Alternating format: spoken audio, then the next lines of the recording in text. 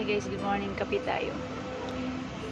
Guys, sabi nila, everybody deserves an explanation and deserve a second chance or third chance, depende yun sa tao, di ba? So, in my own opinion, yeah, lahat naman tayo nagkakamali. So, everybody deserve to be forgiven, but it depends on you. So, sa akin is, may mga bagay naman na pwedeng patawarin agad kasi may tinatawag tayong time heals. So, depende yun sa oras kung napatawad na natin yung tao. Pero ewan ko lang kung babalik sa dati. So, yun nga.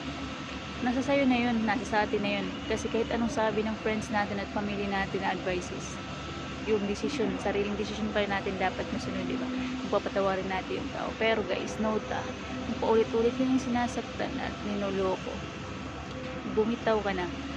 Kasi pag binigyan mo siya ulit ng rason na patawarin mo siya, ganon, iisipin niya, pinatawad ako neto kasi mahal na mahal ako, uulit-ulitin niya yun sa'yo guys.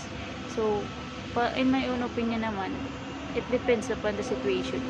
Kayo nang bahala. Good morning!